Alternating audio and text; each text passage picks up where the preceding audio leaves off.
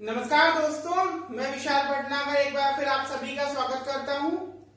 और आज की क्लास जिसमें कि हम नेगोशिएबल इंस्ट्रूमेंट एक्ट के बारे में सीखेंगे और जानेंगे। ये नेगोशिएबल इंस्ट्रूमेंट एक्ट क्या है, इसकी विशेषता क्या है, क्यों ये जरूरी है और बैंकिंग सिस्टम में इसका क्या रोल है। ना कि केवल बैंकिंग सिस्टम बल्कि इसका रोल जो है वो बिजनेस एक्टिविटीज जितनी भी है, जितनी भी प्रकार का लेन देन होता है फॉरेन कंट्रीज के साथ भी, जो लोग एक्सपोर्ट इंपोर्ट का बिजनेस करते हैं या इंग्लैंड डोमेस्टिक अपने देश में भी जो लोग बिजनेस करते हैं, उसके लिए क्या इंपोर्टेंस हमारे नेगोशिएबल इंस्ट्रूमेंट एक्ट की है, क्या चीजें जो नियम कानून है या फिर जो गवर्नमेंट ऑफ इंडिया ने प्रोटेक्शन के लिए बनाया है, ड्रॉअर के लिए, ड्रॉई के लिए या फिर पेई के लिए, वो सब क्या है और उसकी क्या विशेषता है, ये सभी चीजें हम आज अपने इस क्लास में जानेंगे।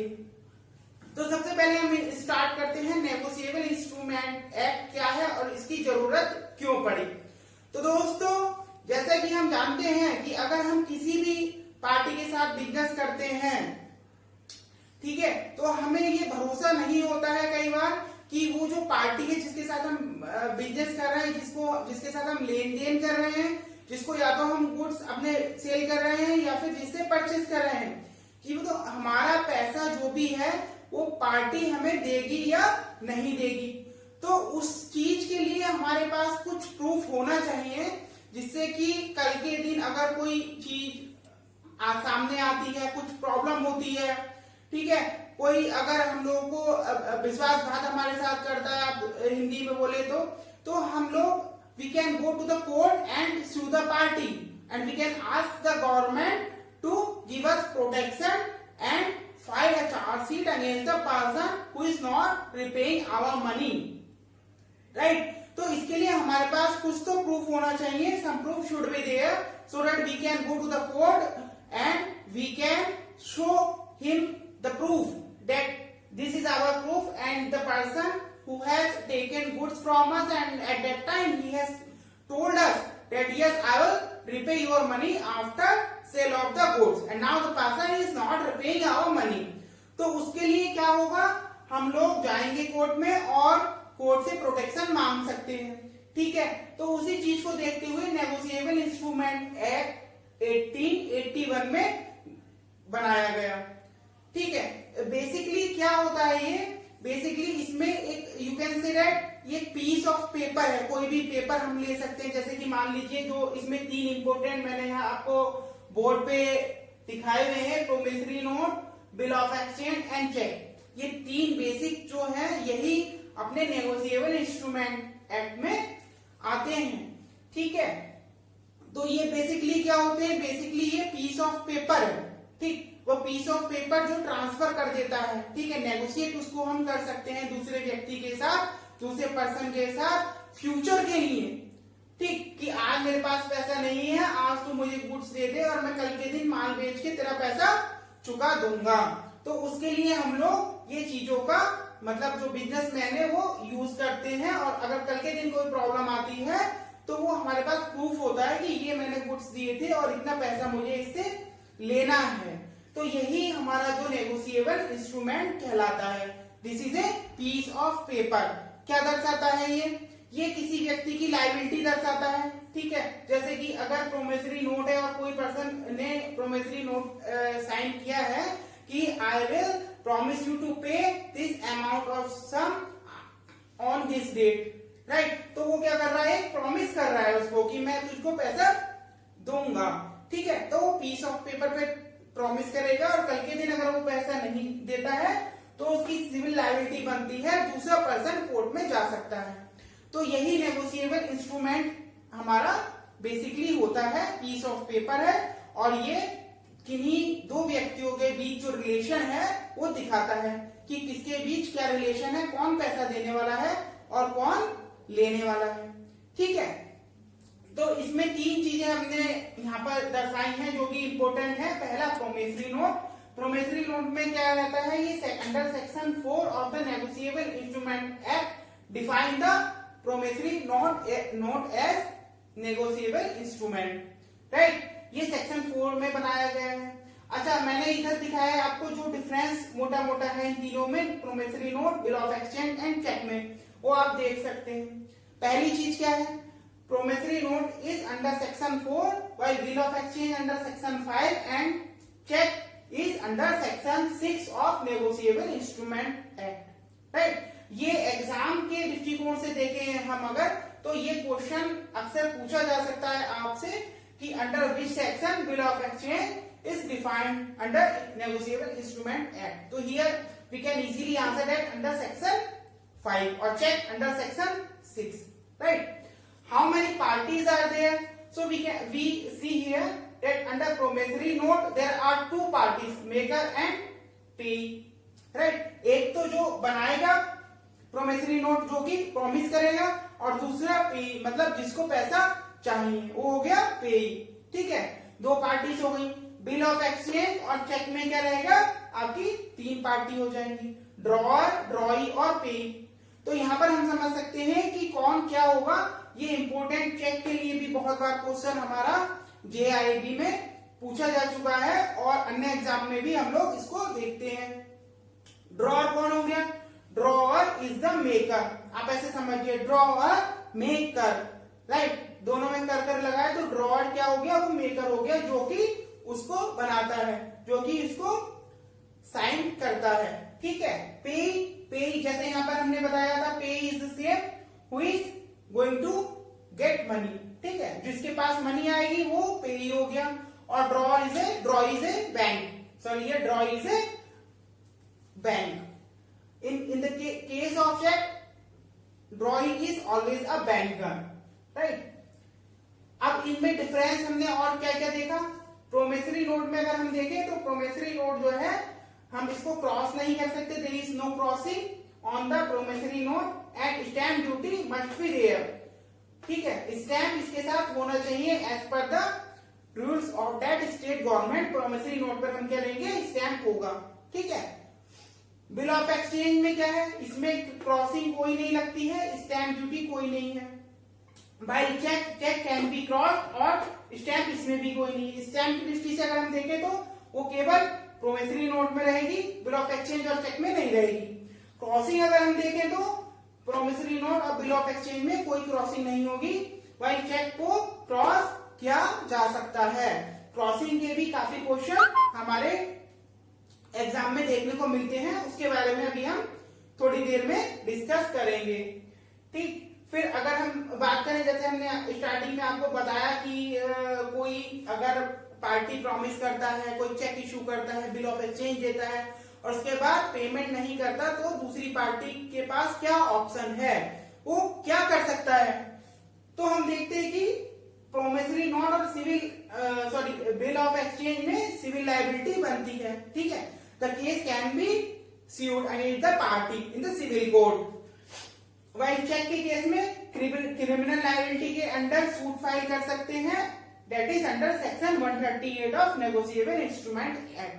ये चीज बहुत ही इंपॉर्टेंट है, इस चीज को आप बहुत अच्छे से ध्यान कर लें कि कौन से सेक्शन में क्रिमिनल लायबिलिटी बनती है चेक के संदर्भ में। तो under section 138 of negotiable instrument act. दूसरा क्वेश्चन ये भी हमारा बन सकता है कि क्रिमिनल लायबिलिटी किसमें बनती है, तो only in case of check.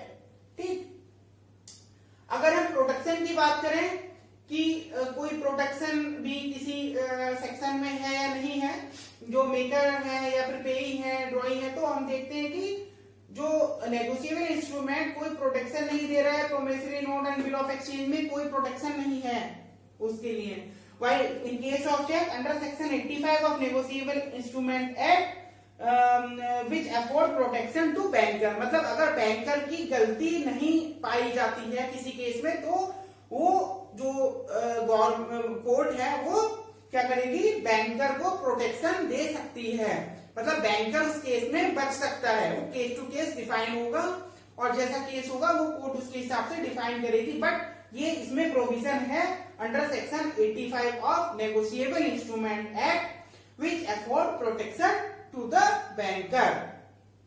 Right, अब नेक्स्ट चीज क्या आती है, हमारा होल्डर क्या है। होल्डर सेक्शन 8 जो है हमारा नेगोशिएबल इंस्ट्रूमेंट एक्ट का, उसमें होल्डर डिफाइन किया गया है।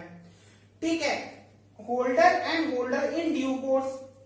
ठीक, holder in due course is under section 9 of NI act. तो होल्डर और होल्डर इन ड्यू कोर्स में क्या डिफरेंस है दोस्तों?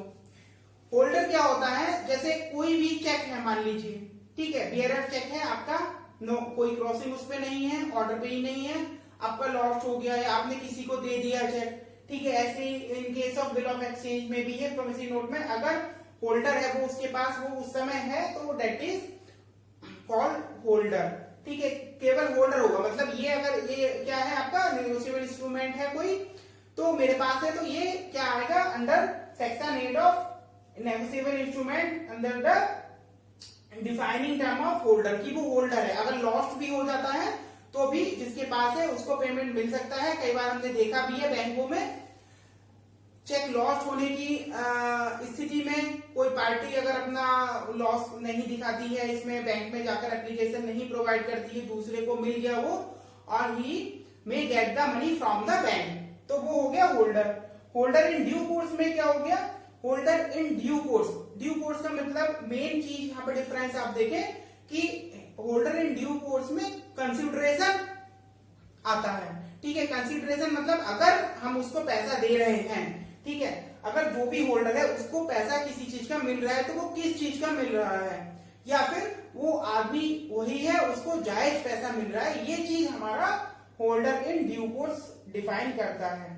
ठीक है, that is the better term than holder. मतलब होल्डर तो कोई भी हो सकता है, ए ने बी को दिया चेक, मेरा चेक बी ने सी को दिया, सी ने डी को दिया, डी जाके बैंक से पैसा ले लेगा, तो उसमें कुछ ऐसा नहीं है कि क्यों दिया पैसा, डी ने क्यों लिया, ऐसा कोई मतलब क्रॉस उसमें नहीं हम डिफाइन कर सकते। लेकिन अगर हम होल्डर इन ड्यू कोर्स रखते हैं और अगर हम उसको क्रॉस कर देते हैं या फिर ऑर्डर चेक है हमारा, तो वो चेक उसी आदमी को मिलेगा, उसकी आइडेंटिटी हमको देखनी पड़ेगी एज अ बैंकर। ठीक है, बैंक में जाता है वो चेक लेके, अगर वो ऑर्डर चेक है तो हमें देखना पड़ेगा ये आदमी वही है, उसकी कोई ना कोई आइडेंटिटी हमको लेनी पड़ेगी, तो वो हो गया होल्डर इन ड्यू कोर्स। मतलब हम उसको अच्छे से पहचानने के बाद ही उसको पेमेंट करते हैं, तो उसका एक कंसिडरेशन रहेगा कि भाई उसने कोई ना कोई सर्विस उस पार्टी को दी होगी जिससे उसने चेक लिया है, तो that is called holder in due course under section 9। Same is payment in due course.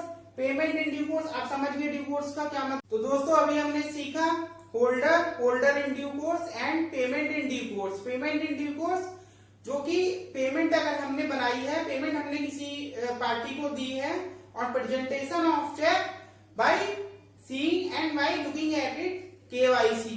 ठीक है, जो भी पैन कार्ड है, आधार कार्ड है, जो भी हमने उसकी आइडेंटिटी है उसको प्रूफ लेने के बाद उसको पेमेंट दिया है, then it is called payment in due course.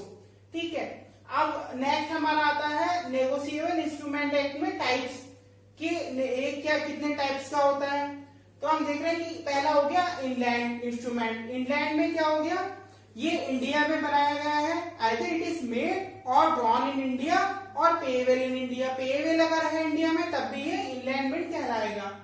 Foreign instrument क्या हो गया, either it is made or drawn or payable in a foreign country, then it is called a foreign instrument. Now ambiguous क्या हो गया, ambiguous में क्या हो गया, ये उसकी चॉइस के ऊपर डिपेंड करता है जो कि मेकर है, ड्रॉन है, कि ये इंडियन बिल रहेगा या फिर फॉरेन बिल रहेगा। मतलब पेएबल अभी इसका क्लियर नहीं है, then it is called ambiguous instrument. अभी जो बहुत ही इंपॉर्टेंट हमारा पॉइंट है नेगोशिएबल इंस्ट्रूमेंट एक्ट का, वो आपका है क्रॉसिंग ऑफ चेक्स। ये crossing of cheques is defined under section 125 of NI act. NI act के सेक्शन 125 में क्या है, क्रॉसिंग हमारे को बताया गया है। क्रॉसिंग क्या रहता है, कोई चेक है अगर उसी पे क्रॉसिंग हो सकती है, हमने आपको बताया था अभी। ठीक है, तो कोई चेक है उस पे क्रॉसिंग कैसे हो सकती है, कितने प्रकार की हो सकती है। अगर ये चेक है, पहली चीज समझ लीजिए, अगर इस पे कोई क्रॉसिंग नहीं है मतलब it is a bearer cheque.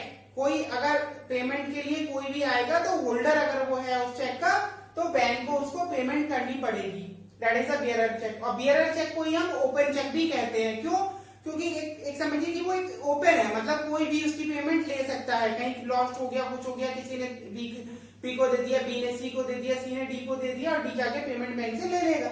तो ये जो बियरर चेक रहेगा यही क्या कहलाता है, ओपन चेक भी कहलाता है, क्योंकि ये ओपन है एक तरह से, आप समझिए। दूसरा, जो अगर हम क्रॉसिंग की बात करें तो दो क्रॉसिंग हमारे सामने आती है, जनरली क्रॉसिंग होती है कि स्पेशल क्रॉसिंग, राइट। तो जो जनरल क्रॉसिंग होती है हमारी, वो क्या होती है, जनरल क्रॉसिंग मान लीजिए अगर हमने केवल 2 लाइन यहाँ पर की थी तो हमारी जनरल क्रॉसिंग कहलाती है। इसमें अकाउंट पे ही हम लोग लिख सकते हैं, कोई भी कस्टमर अकाउंट पे ही, तो वो अकाउंट पे ही जाएगा है, और अगर अकाउंट पे ही नहीं भी लिखा है तो क्रॉसिंग को अकाउंट पे ही हम लोग मान सकते हैं।